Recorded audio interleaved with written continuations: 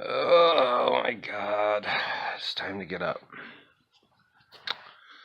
So, this is going to be, if everything works out, this is going to be my first video where I try to do a little bit of editing. So, we'll see how it goes. I got a couple of things to do today. And then we're going to get into a little bit of a conversation that seems to be happening between R. Kelly and Micheal Jackson and all this kind of stuff and how I can relate to it and what's my take on it, I guess, really. So let me get myself into the shower, get up, get a cup of coffee, and let's start this video, guys.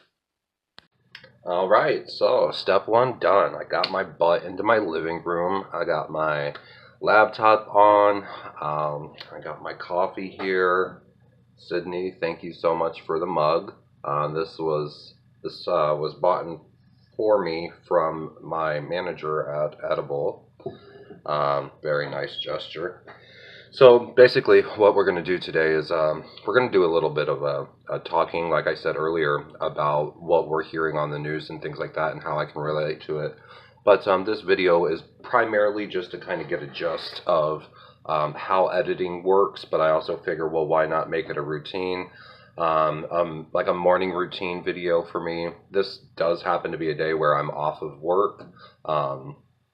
So this is kind of what I do. Now, this is the relaxed version of what I really do, even if I had to go to work, which is drink my coffee, get in the shower, and work out and stuff like that. And I typically fast in the mornings. I typically don't eat anything right away. Not because I'm on a keto diet or any of these trendy things. I find that the longer that I go without eating, I mean, if I get really hungry, I'm going to eat. But I find the longer that I go, honestly, the better that I feel.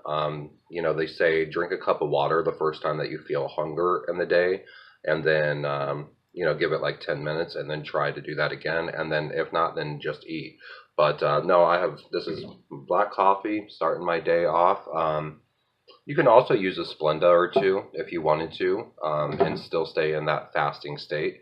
So, but anyway, that's kind of my morning thing. So I'm going to look through here and see what I can't find up about any more about, particularly the Micheal Jackson situation, because I unfortunately have experienced, as the victim, I have experienced sexual abuse as well. So we'll get into that a little bit later. But yeah, so for now, let me just get my work out and get in the shower and get myself dressed and looking a little bit better than this.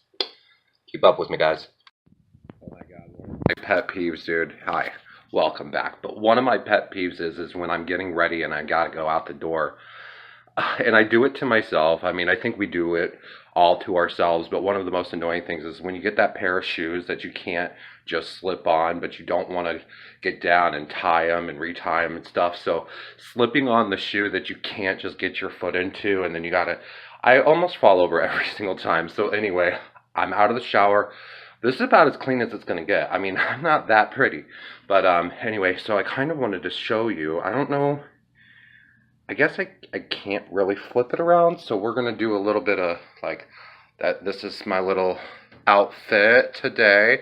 I definitely could be, about 50 pounds lighter, but it's a work in progress, and I in the last couple of weeks, man, I feel pretty good about it. So anyway, we're going to go to the grocery store, and today, I buy like maybe 5 items or less when I go to the grocery store. I always go for a protein, I always go for a vegetable.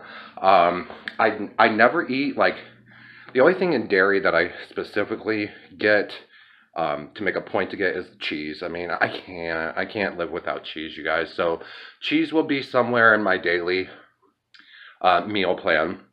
And then I have some asparagus, and I have like a turkey breast that's already marinating. So that's going to be basically my dinner and maybe tomorrow's lunch if I decide not to eat it all, because that's another bad habit that I have is I'll make good food, but then it's good, and then I'll want to eat it all. So that's another thing I got to worry about. But anyway, I'm gonna get off of here. I'm gonna see you back at the grocery store. So without further ado, here we are at the grocery store. Wow. All right, guys. So basically, what we're doing here is going to the grocery store, but I got a little embarrassed, and then I guess I covered up the microphone, so can't really say too much about it. But I know everybody there, and that's why it was a little bit embarrassing. All right, guys. So I'm basically done with my morning routine. This is definitely not just a morning routine because it's like 4 o'clock in the afternoon now. But so I go to the grocery store, and inevitably there's people who I know. This is a very small town. I mean, 104, if anybody knows about 104, it's a grocery store that's on 104, and it's basically the only full grocery store that we have in this town.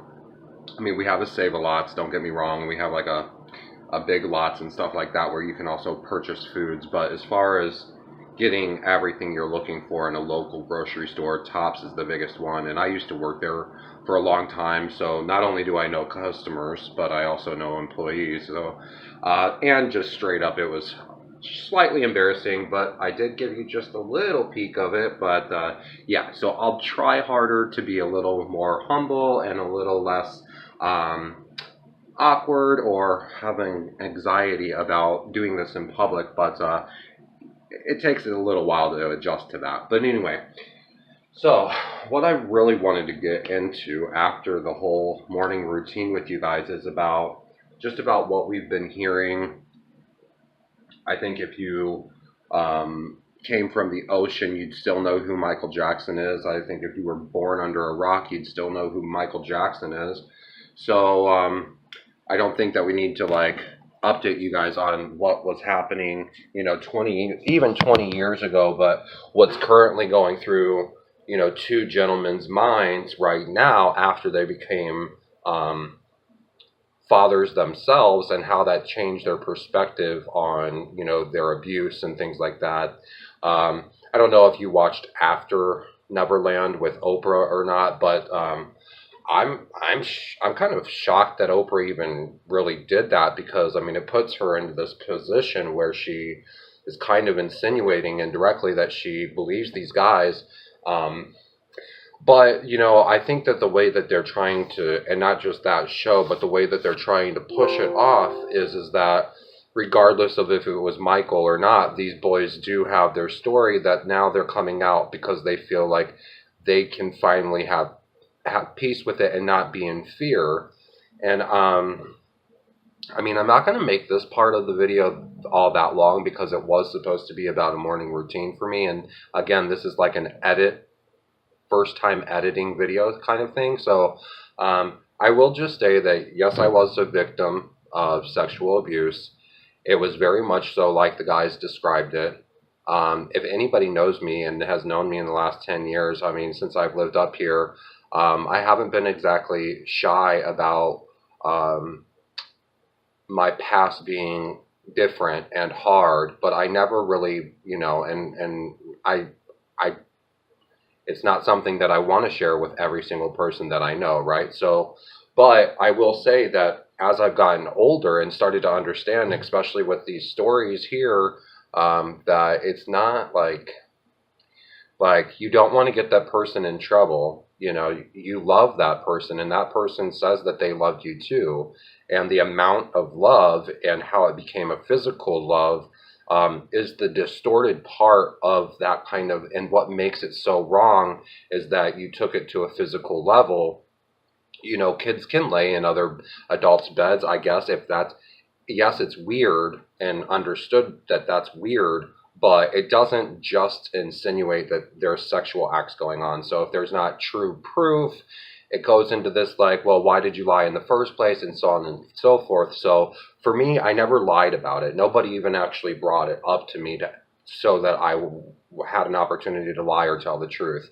But I did, as I got older, I had been around that person again after about 12 years, and I confronted that person about it, and they denied it. And I mean, it was 100% accurate and true. I'm not stupid. I would never have been able to make up those kind of that vast and that preciseness of what exactly happened if it never happened to begin with. And I guess to conclude all of this is, it's like, am I better now? Have I gotten over it? I think it's something that you're going to live with for the rest of your life. I feel like if you have suffered from any kind of abuse, whether you think you're protecting someone or not, you have to be the stronger person, and just in order to live a full and complete life for yourself, you do have to come out at some point. Or at least that's what I feel would be the best way to handle the situation. I know it's all about, but the truth of the matter is that when you have to protect yourself, you can't protect someone else. If this is the situation at hand, you as the victim, you don't deserve it. You shouldn't. There's so much that I'm not going to be able to really get into right now about it, but it is a mind fuck, and you don't ever truly get back to it. Luckily for these guys, they had baby boys or children in general, and they were both being able to identify how genuine and how pure children are, and how manipulating you can be to a child, and that their love, even if they say that they love you, they don't know that love. They don't need to know that love. That love to them is whatever you make it up in this fairy tale. And so if they idolize this person, if the victim idolizes the person, the attacker, then of course it's going to be a shame thing, and it's going to be I don't want to tell because I'm the special one. And I can tell you that part of it too, it's a very odd thing to feel like you're special. For me, I never did feel special whenever I was growing up, and I have a really hard time even dealing with feeling special today. So yeah, you guys, if you guys have anything to say about this video, I'm going to just sum it up, but please let me know first and foremost about, how bad my editing was. And then secondly, if you guys want me to do maybe a night routine, or if you guys think that I do have what it takes to maybe, grow in this and really do become more of an editor like I said I wanted to do. So thank you guys for watching. If you are at this point, again, just let me know what you think about what you've been seeing and what's trending on Micheal and R. Kelly. And then also, maybe you guys can go grocery shopping and let me see what it is that you guys do and how comfortable you feel in going into public places and videotaping yourself. So until next time, guys, keep your head high, shoulders back, and walk the world like you own it. Bye.